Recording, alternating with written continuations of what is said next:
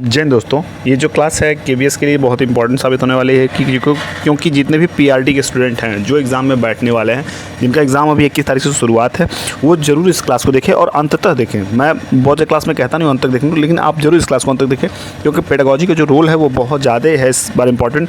इसलिए देखते हैं कि क्या कुछ हमसे पूछा गया 2018 में, हम उस क्वेश्चन को देखते हैं और करने के कुछ अच्छे अप्रोच देखते हैं। तो चलिए पहला क्वेश्चन देखते हैं, लेकिन उससे पहले मैं सभी से कहूँगा कि जो भी लोग चैनल को सब्सक्राइब नहीं किए वो चैनल को जरूर सब्सक्राइब करें, साथ ही बेल आइकन जरूर प्रेस करें ताकि अपडेट जो है वो टाइम टू टाइम आपके पास मिलती रहे। तो चलिए पहला क्वेश्चन है 51 नंबर का। इसमें दिया है कि निम्नलिखित में से कौन शिक्षा के अवसर में समानता की महत्वपूर्ण बाधाएँ हैं। तो देखिए इसमें ऑप्शन दिया है, यानी कि तर्क जो दिए गए हैं, शिक्षार्थी की आर्थिक स्थिति में अंतर, और दूसरा तर्क है जेंडर समानता यानी कि लिंग भेद, और तीसरा है सार्वजनिक विद्यालय प्रणाली, ठीक है, और चौथा है शैक्षिक संस्थानों में मानकों में अंतर। तो इसका जो कूट दिया गया है, इस कूट के माध्यम से हम इसको सही करने का प्रयास करेंगे। देखिए पहला जो शिक्षार्थी की आर्थिक स्थिति में अंतर, ये बिल्कुल यहाँ ये महत्वपूर्ण बाधा तो है, ये एकदम सही है। दूसरा है जेंडर समानता, जी बिल्कुल ये भी है। और तीसरा है सार्वजनिक विद्यालय प्रणाली, ये भी सही है। और चौथा है शैक्षिक संस्थानों के मानकों में अंतर, तो ये भी सही हो जाएगा। तो यहाँ पे जो ऑप्शन हमारा है ये चौथा ऑप्शन जो ठीक हो जाएगा, ABCD, ठीक है। 52 नंबर का प्रश्न हमारा क्या कर रहा है। 52 नंबर का प्रश्न जो हमारा है, निम्नलिखित में से कौन सामाजिक तथा संवेगात्मक रूप से परिपक्व व्यक्ति का गुण नहीं है। तो देखिए इसमें ऑप्शन दिया है, वह सामाजिक अपेक्षाओं पर खरा उतरना अपना प्रमुख लक्ष्य बनाता है।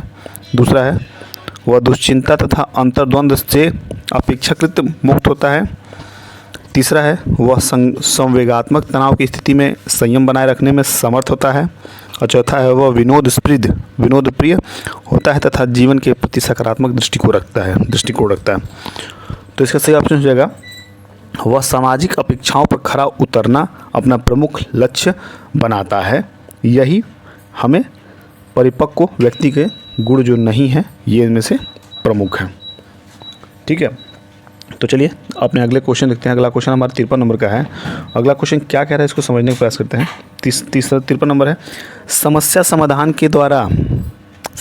समाधान द्वारा अध्यापन में निम्न में से कौन शिक्षक की भूमिका के रूप में सामने नहीं आता है। तो ऑप्शन है समस्या की स्थिति का निर्माण करना, और दूसरा है समस्या को समझने, परिभाषित करने तथा कहने में विद्यार्थी की सहायता करना। तीसरा है समस्या के समुचित समाधान प्राप्त करने में विद्यार्थियों की सहायता करना। चौथा का है कक्षा में भयमुक्त वातावरण का निर्माण करना। तो मोस्ट इम्पॉर्टेंट जो है यहाँ पे यही साबित हो जाएगा, कक्षा में भयमुक्त वातावरण का निर्माण करना जो शिक्षक की भूमिका के रूप में सामने नहीं आता है, यही जो है प्रमुख है। तो अब अगला क्वेश्चन देखेंगे जो 54 नंबर का है। 54 नंबर का हमारा क्वेश्चन है, इसको मैं थोड़ा जूम करता हूँ। देखिए हमारा 54 नंबर क्वेश्चन क्या कर रहा है, इसको समझने का प्रयास करते हैं। व्यक्तिगत शिक्षा योजना यानी कि IEP निम्न में से किस विचार पर आधारित नहीं है। ऑप्शन है शिक्षार्थी का वर्तमान विशेषताएं, दूसरा है प्राप्त किए जाने वाले व्यक्तिगत लक्ष्य, तीसरा है सहकारी अधिगम कार्यनीति का उपयोग, चौथा है योग्यताधारित समूहीकरण के आधार पर विद्यार्थियों का श्रेणीकरण करना। तो क्या इसमें सही हो जाएगा। देखिए इसमें जो है किस विचार पर आधारित नहीं है, तो ये तीनों विचार पर आधारित तो है। शिक्षार्थी के वर्तमान विशेषताएं भी आधारित, इस पर भी आधारित है, प्राप्त किए जाने वाले व्यक्तिगत लक्ष्य पर आधारित है, और सहकारी अधिगम कार्यनीति का उपयोग भी आधारित है। जो हमारा इसमें बच रहा है वो चौथा ऑप्शन है। चौथा क्या है, योग्यताधारित समूहीकरण के आधार पर विद्यार्थियों का श्रेणीकरण करना, यही जो हमारा है मिस फॉल्ट हो जाएगा। 55 नंबर हमारा क्वेश्चन क्या कह रहा है। 55 नंबर क्वेश्चन जो है, निम्नलिखित में से कौन बच्चे की भाषा समर्थता के विकास पर विद्यालय का प्रमुख स्वरूप नहीं है। ऑप्शन है उच्चारण तथा साक्षरता संबंधित विषय, दूसरा है शब्द भंडार का परिमाण बढ़ाना, तीसरा है भाषा उपयोग तथा निर्माण की क्षमता, चौथा है सोचना तथा दूसरों के साथ संवाद करना। तो इसका सही ऑप्शन क्या हो जाएगा, शब्द भंडार का परिमाण बढ़ाना, ठीक है। भाषा का जब भी हम किसी भाषा की बात करते हैं, चाहे वो इंग्लिश की हो चाहे वो हिंदी की हो, तो हर हाल में जब तक हमारे पास वोकेब नहीं होंगे, जब तक हमारे पास वर्ड पावर नहीं होंगे, तो हम अपने भाषा के ज्ञान को विकास की ओर नहीं ले जा पाएंगे। ये इसका प्रमुख जो है उपयोग जो है यही है। चलिए देखते हैं 56 नंबर क्वेश्चन है। 56 नंबर क्वेश्चन क्या कह रहा है, आरंभ के प्राथमिक वर्षों अर्थात कक्षा 4 तक गणित के अधिगम हेतु किस प्रकार के प्रयास किए जाने की आवश्यकता है। तो ऑप्शन है अधिगम कठिनाइयों का निदान करना, दूसरा है संवर्धित कार्यक्रम प्रदान करना, तीसरा है पाठ्यक्रम क्षमताओं कौशल को पूरा करना, चौथा है कक्षा विद्यालय जाने की नियमितता को सुनिश्चित करना। तो इसमें सही जो ऑप्शन हो जाएगा ये हो जाएगा अधिगम कठिनाइयों का निदान करना। क्या हो जाएगा, अधिगम कठिनाइयों का निदान करना। 57 नंबर प्रश्न है, 57 नंबर का जो प्रश्न है उसको पढ़ते हैं। निम्नलिखित में से कौन कंप्यूटर की सहायता से अधिगम की विधि नहीं है। तो इसका ऑप्शन बताइए। इसका ऑप्शन है अनुशिक्षण यानी कि ट्यूटोरियल, दूसरा है कवायद तथा अभ्यास सत्र यानी कि ड्रिल एवं प्रैक्टिस सेशन, तीसरा है प्रतिरूपण यानी कि मॉडलिंग, और चौथा है आंकड़ों की व्याख्या करना तथा निष्कर्ष निकालना। तो क्या सही हो जाएगा, इसको सब लोग बताइए। इसका सही ऑप्शन हो जाएगा प्रतिरूपण। निम्नलिखित में से कौन कंप्यूटर की सहायता के अधिगम की विधा नहीं है। तो प्रतिरूपण जो है ये नहीं है। 58 नंबर प्रश्न है, किसी विद्यालय पाठ्यक्रम की सर्वाधिक सटीक परिभाषा है। तो क्या है, पाठ्यक्रम की पूर्ण सारणी, विद्यार्थियों की क्रियाकलाप में वृद्धि लाने हेतु प्रयोग की जाने वाली सभी सामग्री, तीसरा है विद्यालय में संगठित अनुभवों का पूर्ण सेट, चौथा है शिक्षार्थियों को दिए जाने वाले ज्ञान का कुल योग। तो इसका जो सही ऑप्शन हो जाएगा, देखिए एक स्कूल पाठ्यक्रम में गठित अनुभव को एक समुच्चय होता है। इसमें शैक्षिक प्रक्रिया में होने वाले छात्रों के अनुभवों की समग्रता को पूर्ण करने के उद्देश्य से शिक्षण सामग्री, शिक्षण रणनीतियाँ एवं सभी शिक्षण सहायक शामिल होते हैं। इस प्रकार विद्यालय पाठ्यक्रम की सर्वाधिक सटीक परिभाषा विद्यार्थियों में संगठित अनुभवों को पूर्ण समुच्चय यानी कि सेट होती हैं। तो इसका सही ऑप्शन क्या हो जाएगा, सी हो जाएगा। ठीक है, विद्यालयों में संगठित अनुभवों का पूर्ण सेट। तो यहाँ जो है हमारा ये पेज जो है ये ख़त्म होता है। अगला पेज जो हमारा है, देखिए अगला पेज, इसको हम इस क्लास को मतलब ये क्लास थोड़ा लंबा होने वाला है, तो मुझे घबराने की बात नहीं है। हम इस क्लास को हर हाल में अच्छे से करेंगे। देखिए 59 नंबर जो क्वेश्चन है ये क्या कह रहा है। 59 नंबर क्वेश्चन है, बहुस्तरीय यानी कि बहुस्तरीय स्थिति का सर्वाधिक महत्वपूर्ण विषय है। बहुस्थिति का सर्वाधिक महत्वपूर्ण विषय क्या है ये हम बताना है। देखिए विद्यार्थियों में सहयोग की मांग करना, कक्षा में विद्यार्थी संख्या का 30 से अधिक होना, विभिन्न श्रेणी वाले विभिन्न स्तरों के विद्यार्थियों की अधिगम आवश्यकताओं को एक साथ पूरा करना, और चौथा है समुचित अध्यापक अधिगम सामग्री यानी कि TLM की व्यवस्था करना। तो देखिए इसका सही जो आंसर हो जाएगा वो हो जाएगा सी। क्यों हो जाएगा मैं इसको बताता हूँ। बहुस्तरीय कक्षा में होने वाले बहुस्तरीय स्थिति इस बात की द्योतक होती है कि विविधता कोई चुनौती नहीं है। इस तरह बहुस्तरीय स्थिति का सर्वाधिक महत्वपूर्ण विषय विभिन्न श्रेणी वाले विभिन्न स्तरों के विद्यार्थियों की अधिगम आवश्यकताओं को एक साथ पूर्ण करना ही महत्वपूर्ण सर्वाधिक विषय है। तो इस तरह हमारा जो थर्ड ऑप्शन है ये सही हो जाएगा।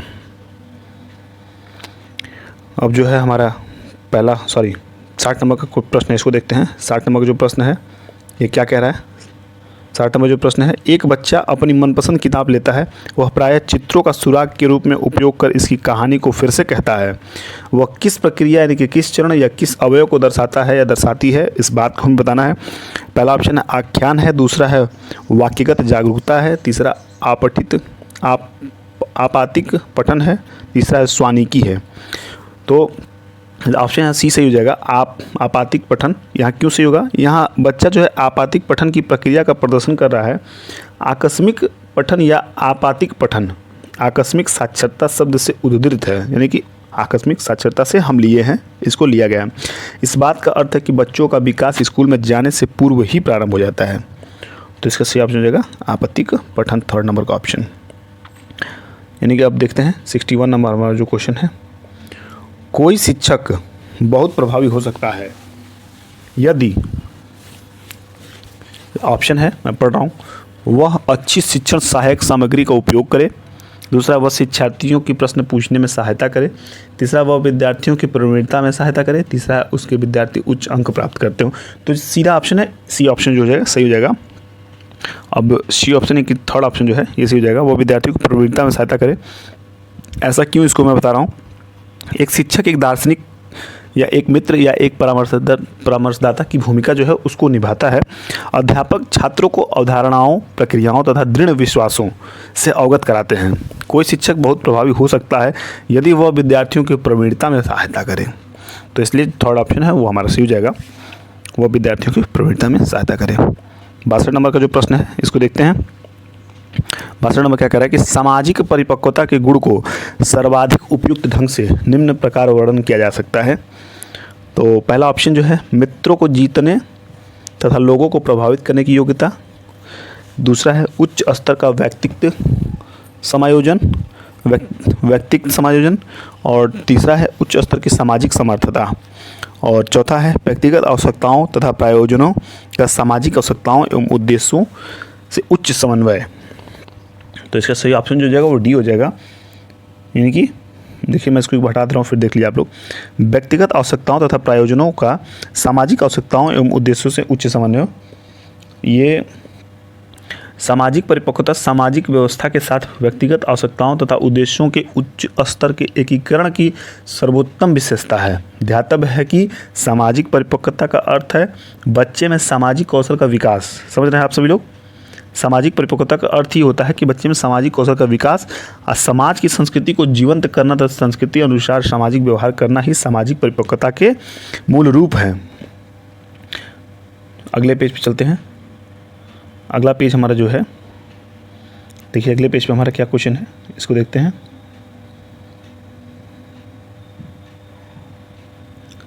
अगला पेज पे जो हमारा क्वेश्चन दिया गया है, ये दिया गया है कि नीचे जो दो सेट दिए गए हैं, सेट फर्स्ट में पियाजे मॉडल के संज्ञात्मक विकास को दर्शाया गया है और दूसरा सेट जो है उससे संबंधित विशेषताओं को दर्शाया गया है। तो उत्तर है तो सही कूट जो है वो बताना है हमको, और कूट जो नीचे दिया गया है। अभी हम पहले सेट फर्स्ट और सेट सेकंड को देख लेते हैं। देखिए सेट फर्स्ट है संवेदी प्रेरक यानी कि सेंसरी मोटर, और इसका सेट सेकंड जो है मिलान है विपर्ययी चिंतन यानी कि रिवर्सिबल थिंकिंग। दूसरा है पूर्व संक्रियात्मक प्री ऑपरेशनल वस्तु स्थायित्व ऑब्जेक्शन परमानेंस, और सी है मूर्त संक्रियात्मक यानी कि कंक्रीट ऑपरेशनल, और सेकंड यानी कि थर्ड ऑप्शन जो है अकेंद्रवाद यानी कि ईगोसेंट्रिज्म है। डी ऑप्शन चौथा है आकारिक संक्रियात्मक यानी कि फॉर्मल ऑपरेशन, और यहाँ पे है निगमनात्मक चिंतन यानी कि डिडक्टिव थिंकिंग, और पांचवा इधर सेट में है पुनरावृत्ति कार्य, और छठा है गहन आत्मबोध। तो इसका क्या सही हो जाएगा ये बताना है। तो देखिए जो ऑप्शन ए दिया हुआ है यानी कि संवेदी प्रेरक, इसका जो सही ऑप्शन है वो हमारा कौन सा है, ये हो जाएगा जो वस्तु अस्थायित्व है। तो ध्यान से देखिए कि इसमें जो है क्या हमें ए में सेकंड कौन कौन सा मिल रहा है। तो जब हमें ध्यान देखें तो पहले में मिल रहा है और डी में मिल रहा है। तो हम चलते हैं बी वाले की बात करते हैं। तो बी है पूर्व संक्रियात्मक। तो पूर्व संक्रियात्मक में हमारा क्या सही हो जाएगा, अकेंद्रवाद सही हो जाएगा। क्या हो जाएगा, अकेंद्रवाद। देखिए ये भी ए में सही है और ये भी बी में सही है।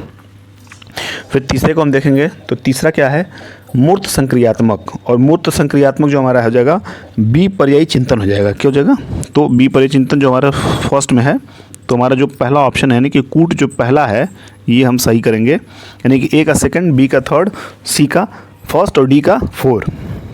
तो ये बहुत ही थोड़ा लंबा क्वेश्चन है लेकिन बहुत इंपॉर्टेंट क्वेश्चन है। ऐसे आपको मिलान करने के लिए क्वेश्चन आएंगे तो आप इसी तरह करिएगा उसको भी। जो 64 नंबर का प्रश्न है ये देखिए क्या कह रहा है। ये कह रहा है कि निम्नलिखित में से कौन विकास के आनुवांशिकता के प्रभाव का सर्वाधिक उपयुक्त वर्णन करता है। समझ रहे हैं आप सभी लोग। और इसमें जो सबसे इम्पोर्टेंट चीज़ है, मैं देखिए पिछले क्वेश्चन बताया हूँ, इसमें एक बार उसको थोड़ा सा पिछले क्वेश्चन को थोड़ा कुछ और समझाता हूँ उसमें। जैसे जो संवेदी प्रेरक होता है इसकी आयु जो होती है ये 0 से 2 वर्ष होती है, और पूर्व संक्रियात्मक 2 से 7 वर्ष, मूर्त संक्रियात्मक 7 से 11 वर्ष, आकारिक संक्रियात्मक जो है 11 वर्ष या उससे ज़्यादा होता है। तो चलिए 64 जो प्रश्न है इसको हम पढ़ते हैं और ध्यान देखते हैं। निम्नलिखित में से कौन विकास के आनुवांशिकता के प्रभाव को सर्वाधिक उपयुक्त वर्णन करता है? पहला ऑप्शन है आनुवांशिकता यह तय करती है कि हम कहाँ तक जाएंगे। दूसरा ऑप्शन है यह इस बात को तय करती है कि हम कहाँ तक जा सकते हैं। तीसरा, यह इस बात का मुख्य निर्धारक है कि हम कहाँ तक जाएंगे। चौथा है यह इस बात का मुख्य निर्धारक है कि हम कहाँ तक जा सकते हैं। तो इसका सही ऑप्शन हो जाएगा पहला, जो है ध्यान से देखिए, पहला आनुवांशिकता यह तय करती है कि हम कहाँ तक जाएंगे।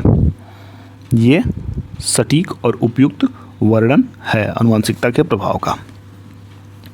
तो देखिए हमारा 65 नंबर जो प्रश्न है इसको देखते हैं। 65 नंबर प्रश्न हमारा है, क्या कह रहा है 65 नंबर प्रश्न? निम्न में से किसके द्वारा अधिगम अंतराल की पहचान तथा इसका निराकरण किया जा सकता है जाता है? तो ऑप्शन है टीम अध्यापन, विमर्शपूर्ण अध्यापन, तीसरा है उपचारी अध्यापन और चौथा है पुनर्ध्यापन।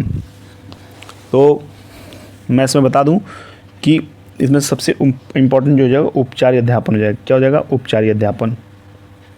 तो इस तरह हम 65 क्वेश्चन तक देख चुके हैं। हमारा 5 क्वेश्चन, जो आखिरी 5 क्वेश्चन जो हमारे बच्चे हैं, हम उनको देखने पर थोड़ा जूम कर देता हूँ इस पेज को।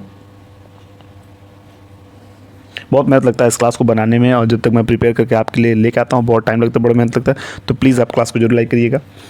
और 66 नंबर का जो क्वेश्चन कह रहा है, आपने यानी कि आपने कक्षा के गणित के विद्यार्थी की परीक्षा आयोजित की। ठीक है, आपने कक्षा के गणित के विद्यार्थियों की परीक्षा आयोजित की, यानी कि आपको एज अ टीचर समझ के आपसे क्वेश्चन कर रहा है। इसमें अधिकांश विद्यार्थी उत्तीर्ण नहीं हो पाए। आपको दूसरी परीक्षा के लिए प्रश्न पत्र तैयार करना तथा परीक्षा लेनी है। आप कौन सी परीक्षा लेना पसंद करेंगे? ऑप्शन है संकलात्मक परीक्षण, दूसरा प्रवीणता परीक्षण और तीसरा है नैदानिक परीक्षण और चौथा है रचनात्मक परीक्षण। तो सही ऑप्शन हो जाएगा ये नैदानिक परीक्षण हो जाएगा। एक नैदानिक परीक्षण एक व्यक्ति की कमजोरियों और अध्ययन के एक निश्चित पाठ्यक्रम में शक्तियों को प्रकट करने में मदद करता है। यह सतत या आवर्ती अधिगम की कठिनाइयों से संबंधित है जो प्रारंभिक मूल्यांकन द्वारा अनसुलझी रह जाती हैं। उल्लेखनीय है कि नैदानिक मूल्यांकन का मुख्य उद्देश्य अधिगम की समस्याओं के कारण को निर्धारित करना और उपचारात्मक कार्रवाई के लिए एक योजना तैयार करना है। तो नैदानिक परीक्षण जो हो जाएगा ये सही हो जाएगा। 67 नंबर प्रश्न है, 67 नंबर क्या कह रहा है? 67 नंबर प्रश्न, प्रतीकात्मक उद्दीपन के प्रति संवेगी अनुक्रिया निम्न में से किसका परिणाम है? तो जेंडर भूमिका, दूसरा है जेंडर समानता, तीसरा है, सॉरी दोस्तों ये मैं ऑप्शन गलत पढ़ दिया, नीचे वाला पढ़ाऊँ। पहला है परिपक्वता, दूसरा अधिगम, तीसरा समायोजन और चौथा है वर्धित इंद्रिय बोध। तो इसका सही ऑप्शन हो जाएगा अधिगम। क्या हो जाएगा? अधिगम। 68 नंबर प्रश्न है, 68 नंबर है, क्या कह रहा है? सामान्यीकृत विचार तथा विशेषताएं जो एक पुरुष तथा महिलाओं होनी चाहिए निम्न में से क्या है? पहला है जेंडर भूमिका, तीसरा जेंडर समानता, दूसरा जेंडर समानता और तीसरा जेंडर असमानता, चौथा है जेंडर रूढ़ धारणा। तो इसका सही ऑप्शन जो है जेंडर रूढ़ धारणा जो है, यही जो है सामान्यीकृत विचार तथा विशेषताएं जो एक पुरुष तथा महिला में होनी चाहिए, ये जेंडर रूढ़ धारणा। 69 नंबर सवाल जो है इसको पढ़ते हैं। किसी विद्यार्थी की अनुचित अनुक्रिया को निपटाने का उत्तम तरीका है? पहला ऑप्शन विद्यार्थी को पुनः विषय वस्तु के बारे में विस्तार से समझाना, दूसरा है विद्यार्थी को यह बताना कि उसका उत्तर गलत है, तीसरा दूसरे विद्यार्थी से सही उत्तर बताने के लिए कहना और चौथा व्याख्या करना तथा उत्तर देने के लिए दूसरा अवसर प्रदान करना। तो इसका सही ऑप्शन हो जाएगा व्याख्या करना तथा उत्तर देने के लिए दूसरा अवसर प्रदान करना।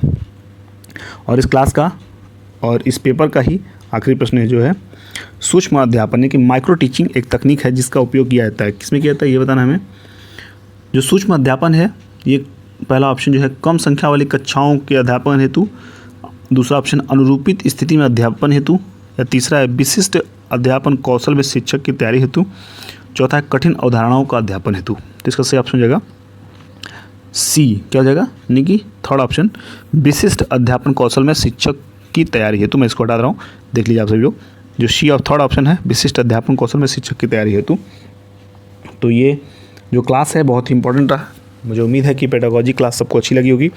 तो जरूर क्लास को लाइक करिए और अपनी तैयारी और अच्छी करिए, क्योंकि अब एक एग्ज़ाम सेंटर सबके दिखने लगे हैं, किस जगह सेंटर गया है, किस डिस्ट्रिक्ट का अलॉट हुआ है। और 2 दिन पहले जो है आपके एग्ज़ाम से 2 दिन पहले आपका टाइमिंग और आपके वेन्यू आपको दिखा दिया जाएगा। तो मुझे घबराए नहीं, अपनी तैयारी करते रहिए।